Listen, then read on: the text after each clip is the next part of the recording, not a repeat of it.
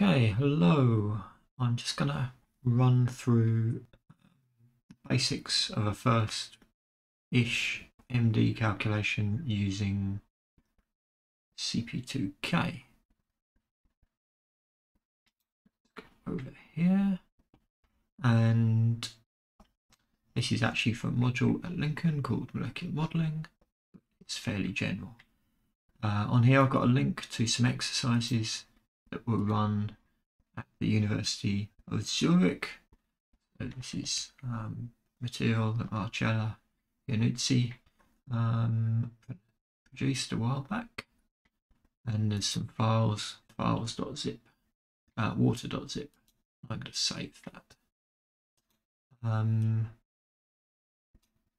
some reason I can't see the Linux partition from the download thing, so I'm going to put it in downloads. I've already done it before. Actually check this works.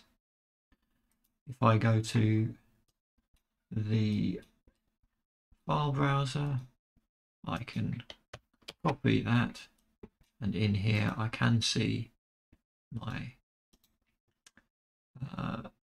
Windows subsystem for Linux folders. CP2K runs. I've already got a version of it here, but let's just paste it there to be clear.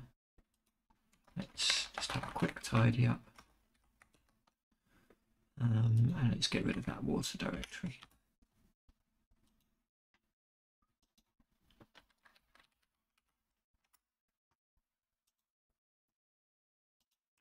Okay, probably best not deleting it from Windows anyway. So I'm going to use a terminal called MOBA Xterm.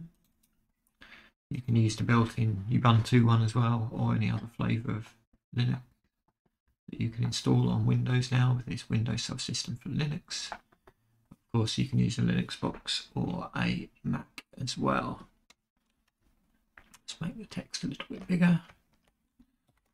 ls for list what's in my directories. So first CP2K runs.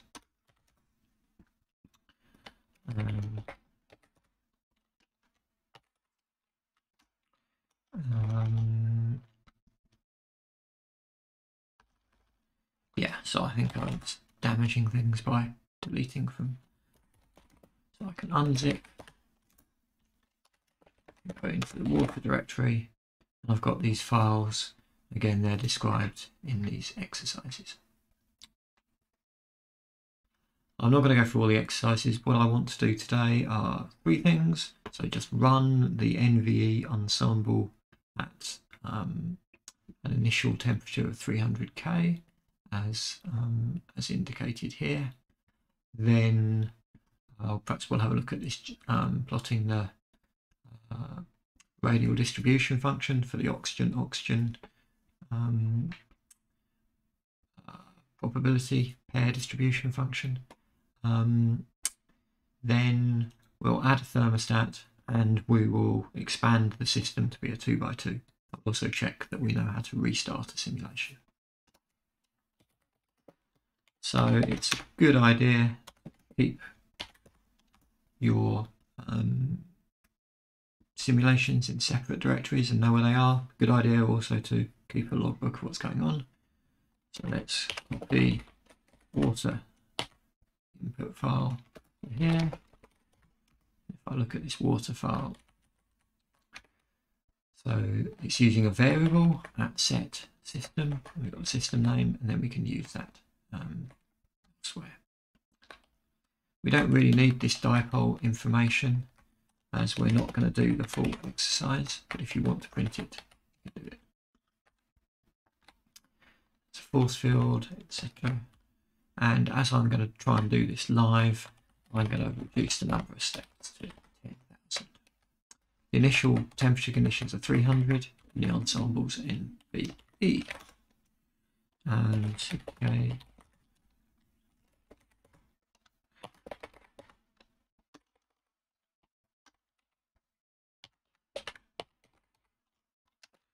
I put an ampersand at the end, it just runs in the background, so I don't need to be watching the output going.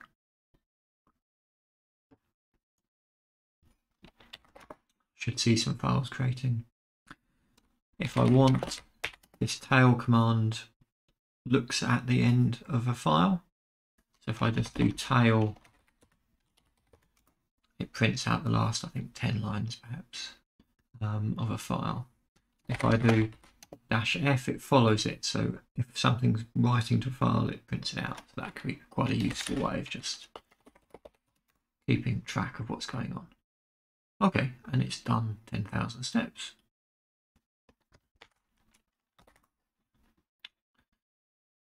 Okay, so if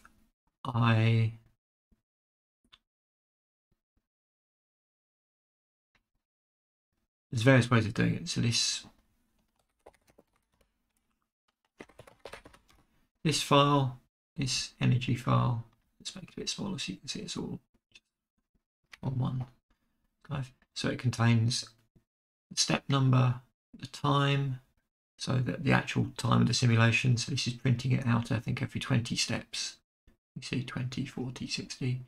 Got the kinetic energy, the temperature, the potential, the conserved quantity, and the amount of time that the computer took to calculate the individual step. So the 20th step, the 40th step. And I want to have a look at that data. I could just copy this into Excel, but I have got a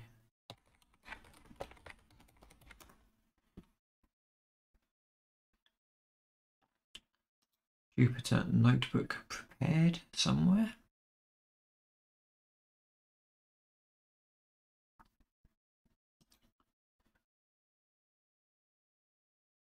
I'm not sure I can remember where I put it. It's not very smooth. We can perhaps edit this bit out if I was being organised.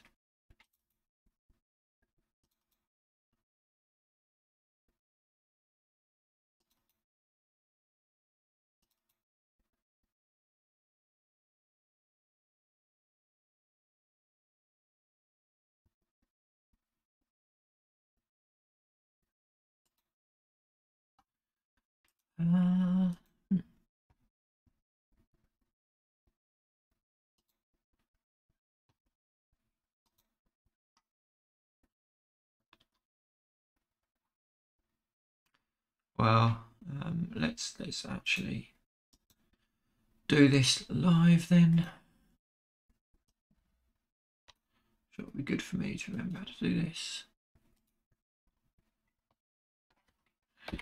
So the Jupyter, the Python distributions in the Linux box, but I can start up a simulation here. If it's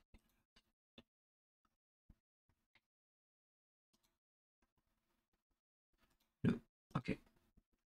So it's in the NVE. Let's go up to the main directory here and let's have a new Python 3 port.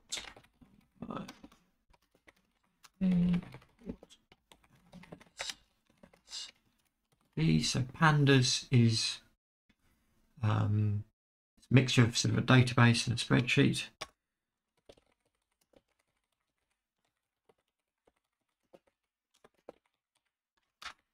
So that's my 3 core data sciencey libraries.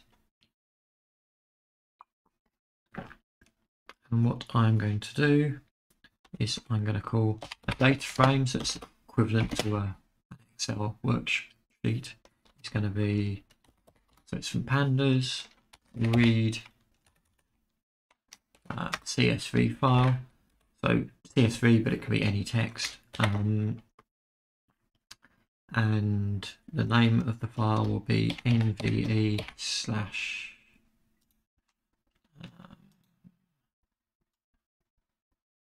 that.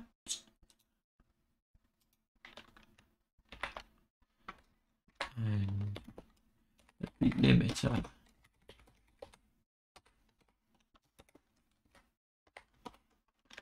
will be any amount of white space.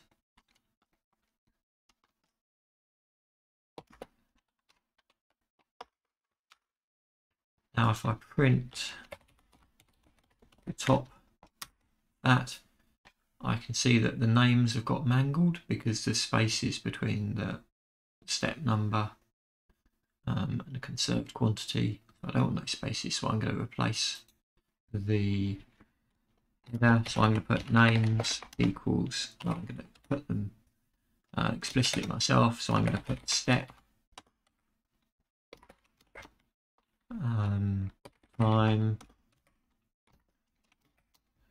kinetic energy temperature potential energy and conserved quantity. If I do it again,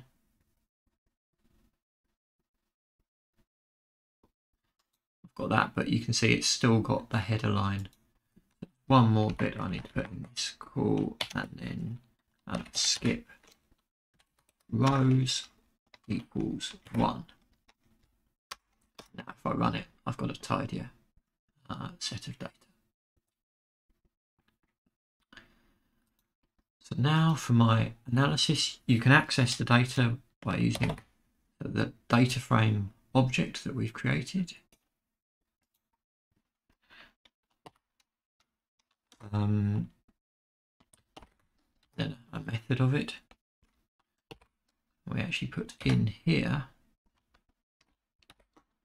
the name that we want, so step for instance, and then we access this thing as if it is a NumPy array. Do that.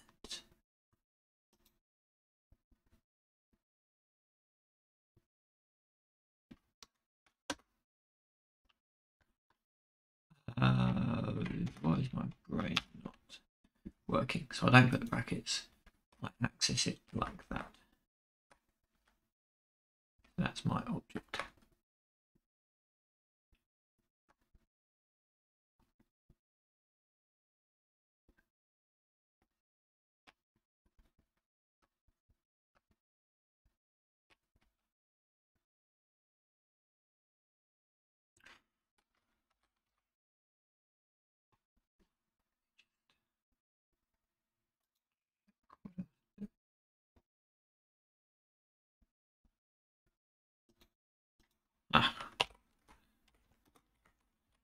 Being stupid. Basically the same thing. And so that's that. And if I want to avoid doing that, I can do that. There. And we can have temp. So we can do plt dot temp.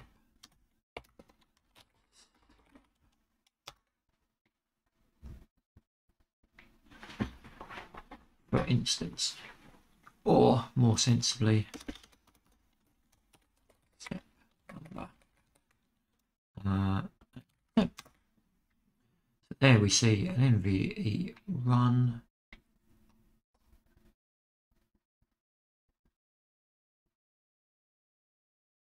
You can see that I've bodged up the ordering of the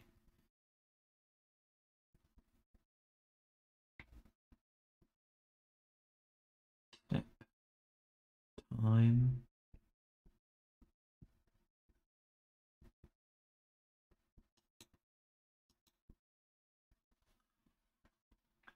Potential energy.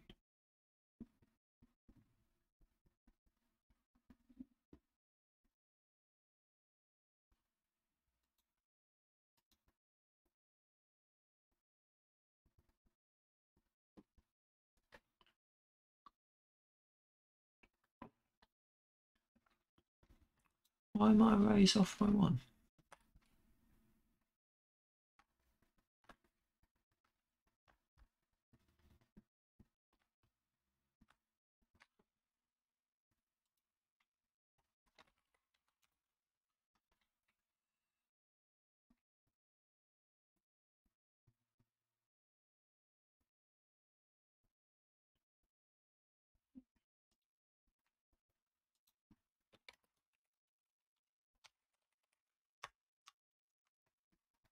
Okay, I forgot to put in a column.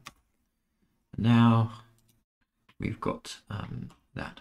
If I put semicolon at the end of it, then we get we suppress the return value, so it doesn't tell us that that's what's coming back. So we can plot the temperature. So we can see it's a little bit higher than there. We can do temp dot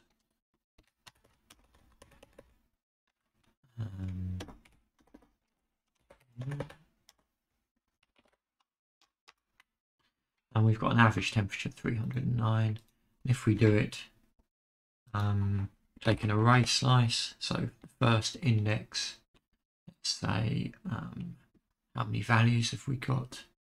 So for instance, we could do it, we ignore the first 100 steps, and we print out the rest. We've got a consistent mean. So we could do it over different slices and check that we had a consistent running average. So that was how we could check the average temperature. Let's tidy this up. So I will upload this to Blackboard. Let's actually save it. Let's call this analyze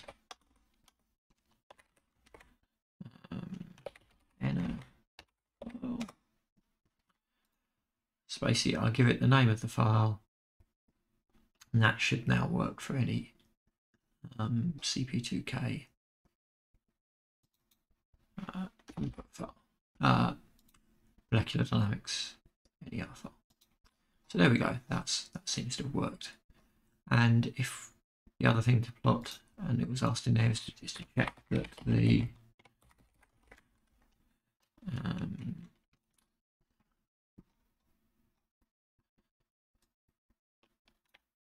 syntax.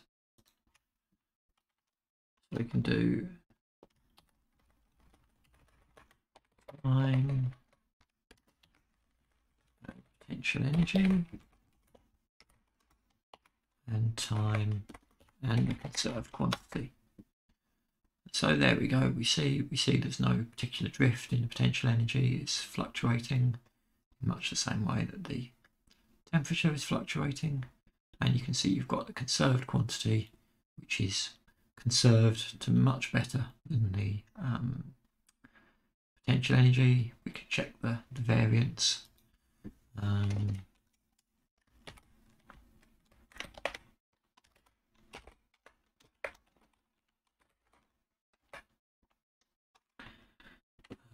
There we go, we've got that.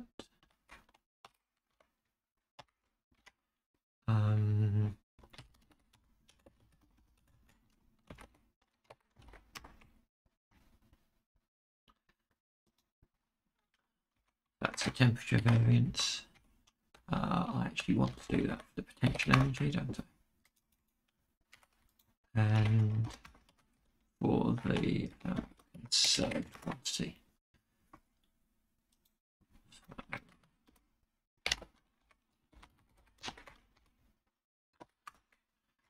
So you can see that the variance of the potential energy is 4 orders of magnitude smaller than the variance of the conserved quantity. So that all looks good. So that means the time step is probably reasonable. If I wanted to conserve energy better, it could be something to do with the fourth rule or whatever, but the first thing is always to reduce the time step and check whether that improves things. Right. Now we're going to do an NVT simulation.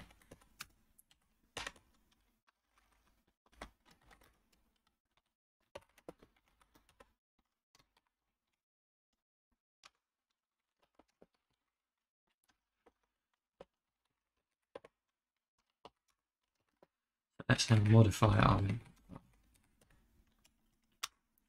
I'm going to do two things. I'm going to include an external restart.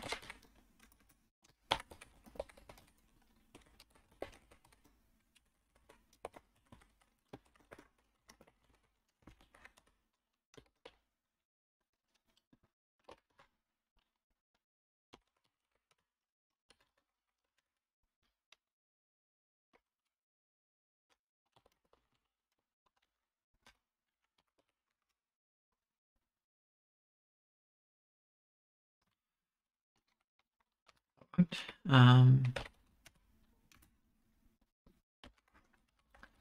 So I've forgotten I'd adjusted this. So in each section you can control what's printed out, and in this case the restarts have been turned off. So I was going to restart from the NVE, but because the restarts have been switched off, I can't do that. So what I'm going to do is I'm going to just start afresh with an NVT simulation, and I'm going to, well, we'll do the full lock, and I'm going to do thermostat.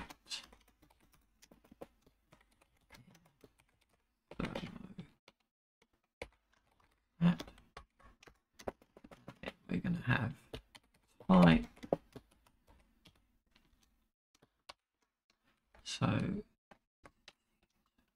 So this is canonical sampling through velocity rescaling. And at the end of the simulation, we'll get a reference given that we can look up to explain what's going on there. And then we've got a section for this, and it contains a single parameter, timecon, and I'm going to set it to be 100 femtoseconds. That's a sensible value for equilibrating a system for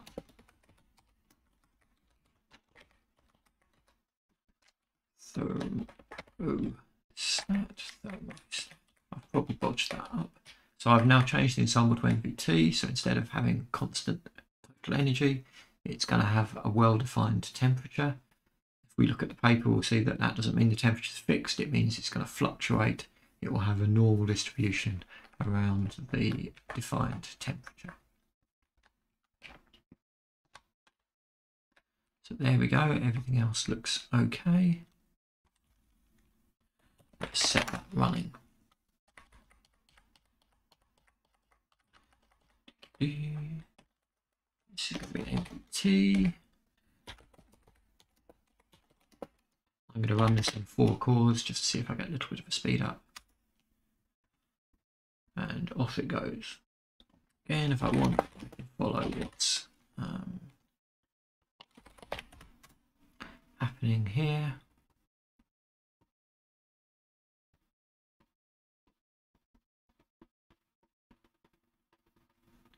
You can see it's chugging away quite merrily.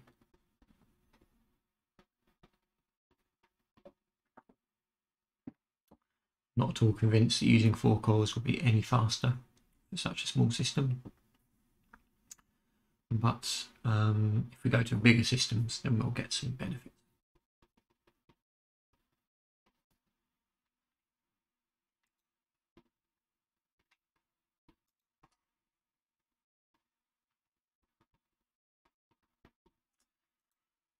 Okay, so that's chugging along. What we'll want to do in a second is just to check the trajectory looks okay in the same way as before. And then what we'll do is actually visualize the trajectory with VMD. We'll get the G of R, and then we'll think actually we want to make the box a little bit bigger. So we'll set that up, we'll run it at a couple of temperatures, and then that will be it for today. Hopefully that's covered quite a few of the main points. So that's finished running. So what I'm going to do is I'm going to copy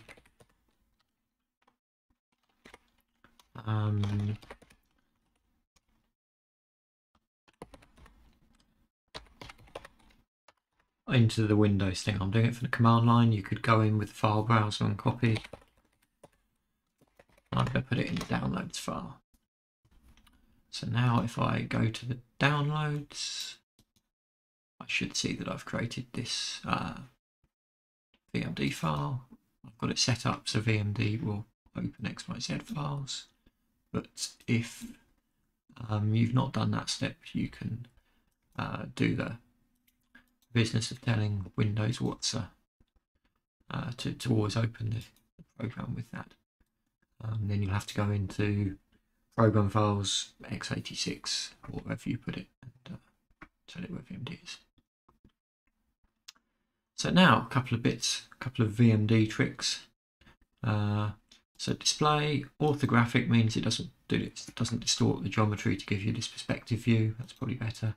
If you're on a machine with a graphics card, it's better to render as GLSL. Then we want representations. What I'm going to do is a dynamic bond, so at each frame it will recalculate the bond and draw bonds only between atoms that are closer than 1.4 angstroms. I'll do 1.3, and I'll also add in a van der Waals sphere, which is scaled by the van der Waals radius of the atoms there. So that's my water system. If I run it, you can see the water molecules wandering around. You can see that they're distributed. So let's go to the console where we can actually put in some data. If I go back to my simulation, let's find out my cell parameters. I could go in and look at this and check it. I use this grep command, which looks for what you give it inside a file and then prints out lines that match it. So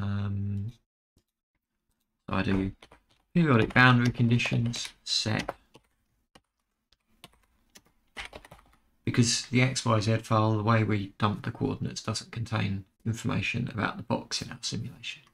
You could print out to PDB or another format that does contain the box information, and you wouldn't need to do it. And because I'm running NVT, so V is constant, it's the same cell dimensions for all the frames. So I'm going to tell it to do it for all the frames. I don't know how to make the font size bigger here, so I just have to hope that you can see it. I've done PVC set, sure, and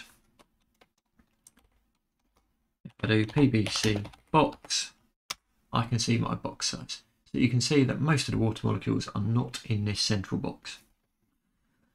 But when CP2K is doing it, it does periodic calculations, so the atoms are actually replicated in every box, and when it calculates short range forces, non-bonded forces, it takes the minimum image convention into account, so it only does the local forces. So if I want to see what the sort of structure of the atoms are, I'll do PVC wrap, and it will move all the atoms back into the central image. So that's sort of a more realistic description of what's actually happening in the system. It's like that. If I go back to my graphical representations, there's a thing periodic, and I can draw in an extra box. So the replication sort of goes like that, and you see. So you can see that obviously the structure is correlated beyond the system, so it gives the correct sort of environment for an infinite block of water to some extent, but the extent at which you have real uncorrelated motion that's not just a periodic image is rather small. I can go to this analysis and radial pair distribution function thing. I can use that molecule. You can load in multiple molecules into VMD at the same time. I'm going to do name oxygen, name oxygen.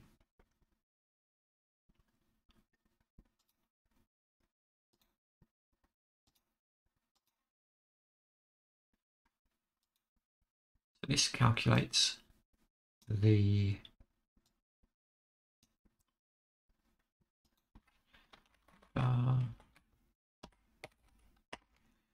H2O, that's 32 H2. And there we go. We've got our G of R for the oxygen. Oxygen, what that is, you can look up online. It gives you the pair distribution function. So it's the probability of two oxygens being at within a spherical shell around the given point, and that's averaged over all the oxygens. I'd get a different one if I did hydrogen and hydrogen.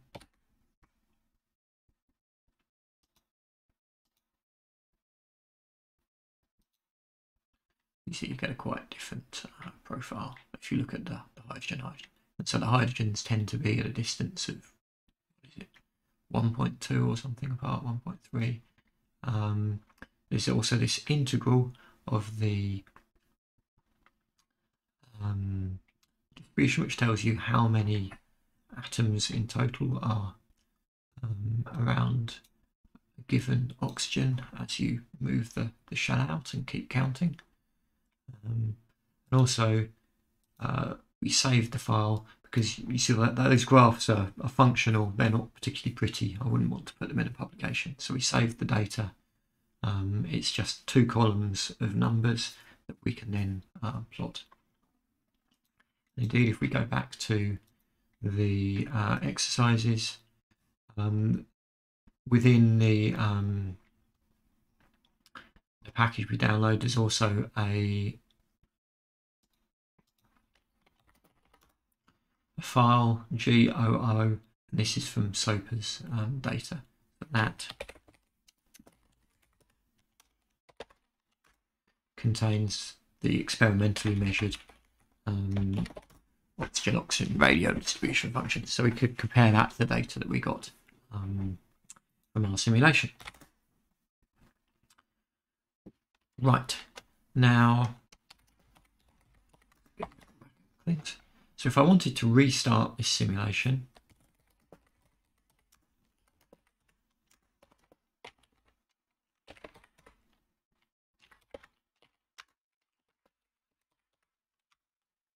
what I do is I include this external restart file, restart file name, and it's in the previous directory.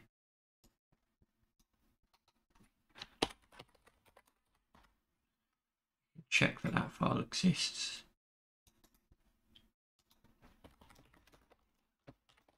Rewrite that file. I'm using the V text editor. You can use anything. You can also go in using the Windows thing. You can find the files and edit using Notepad++ or Sublime or whatever you like.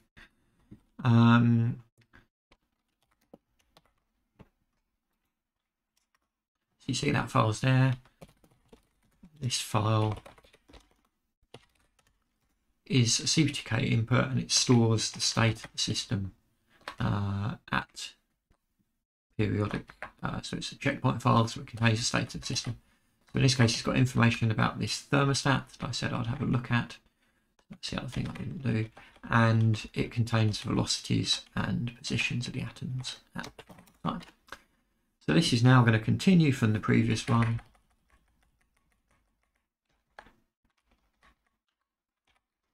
Let's just run it on 2 processors and see if that's any faster. Being interested.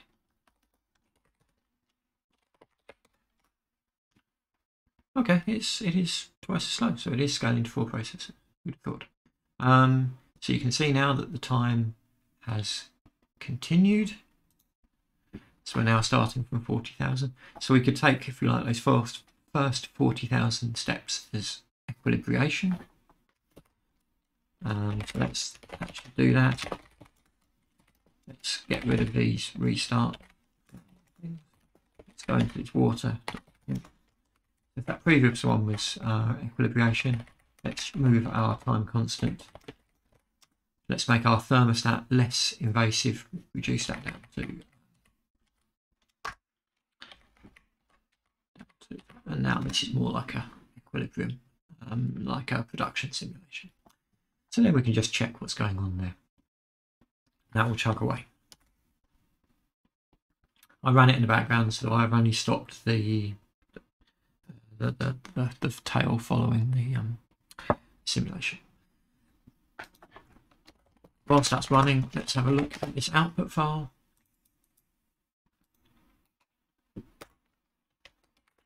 Go to the end of the file. It gives some information about the run, and what it does do, which is quite nice, it gives me a list of references.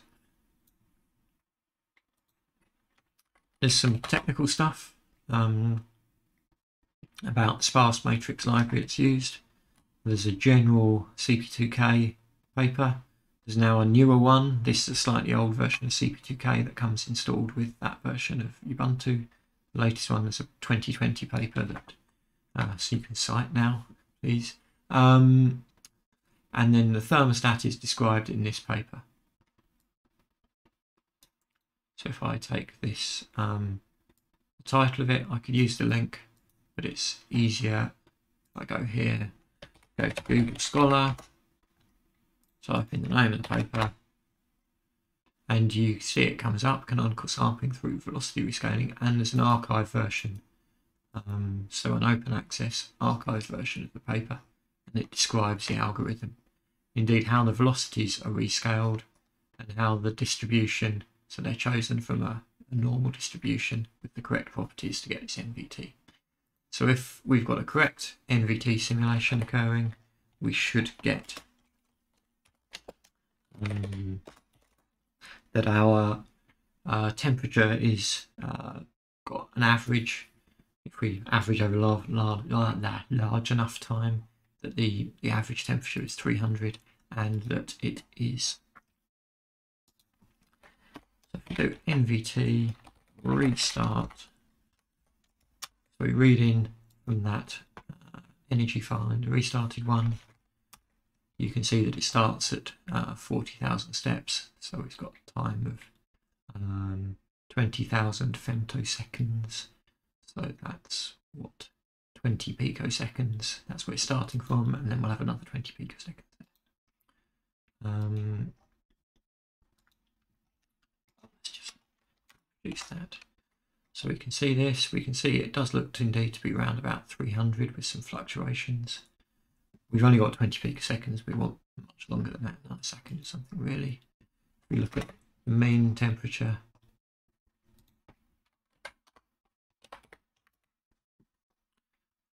it's still a little bit high on average.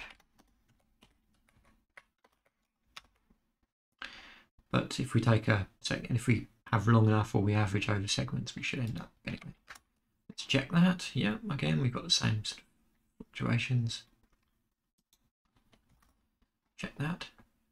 Okay, so again, we've got 4 orders of magnitude less. Conserved quantity is more complicated in this case compared to the MVE.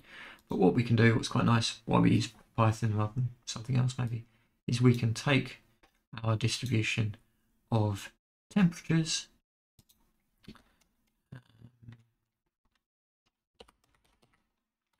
plot a histogram of the temperature.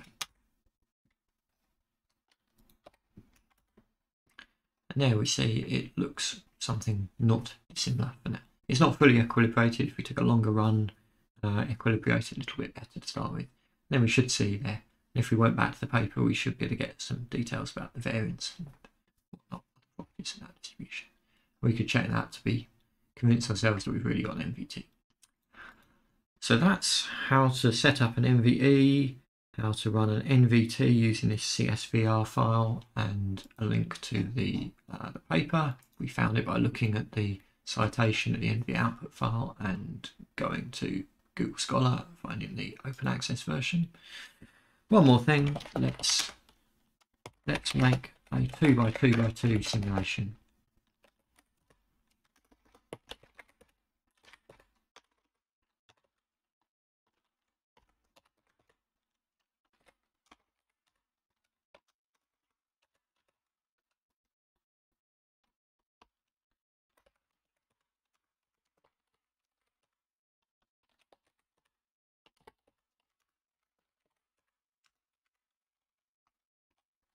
This time we're not going to restart, we're going to build a new system in some sense. There's 2 things we need to do.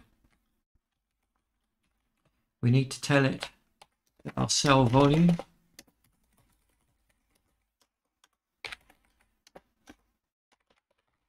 is going to be doubled in all dimensions. We need to add in an extra thing called topology.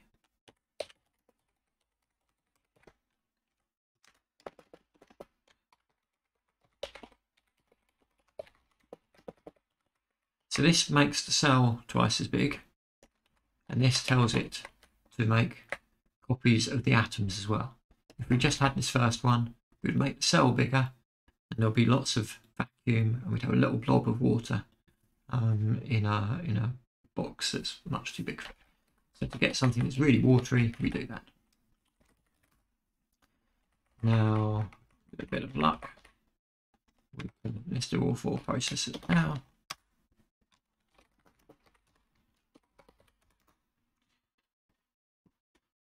You can see it's a bit slower than previously. It's about 8 times slower, and if you think we've got 2 times 2 times 2, we've got 8 times more interactions and stuff, so the fact that it's 8 times longer is reasonable. So as you can see, it's going to take a little while to get the things going. I won't record the whole thing. If I now copy this to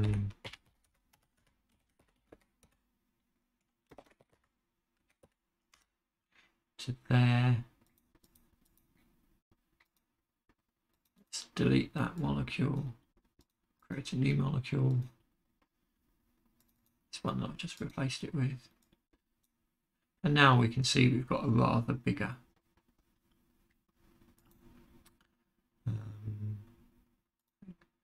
so this time we need to change our PVC boundary conditions to, what is it, 9.865.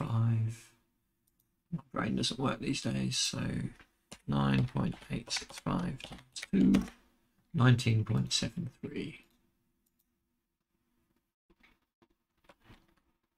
So we set the boundary conditions.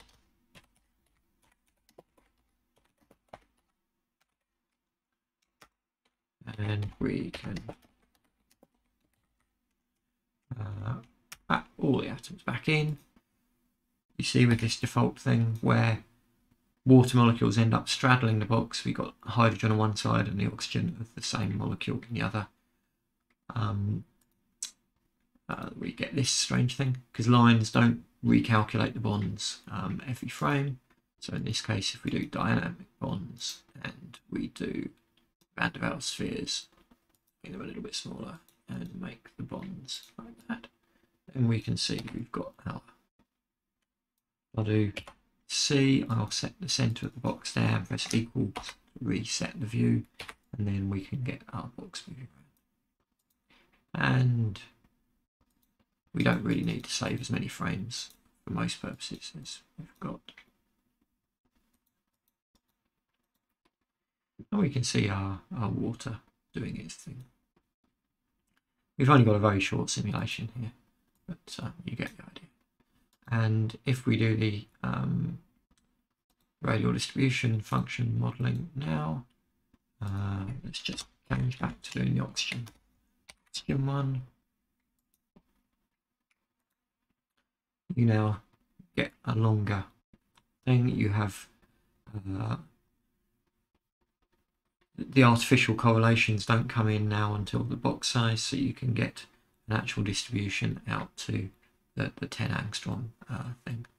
I think the experimental data maybe goes to about 12, so we could do that and get an issue. You see that the long range thing, because it's basically an isotropic bulk medium, this radial distribution function goes to 1, so that the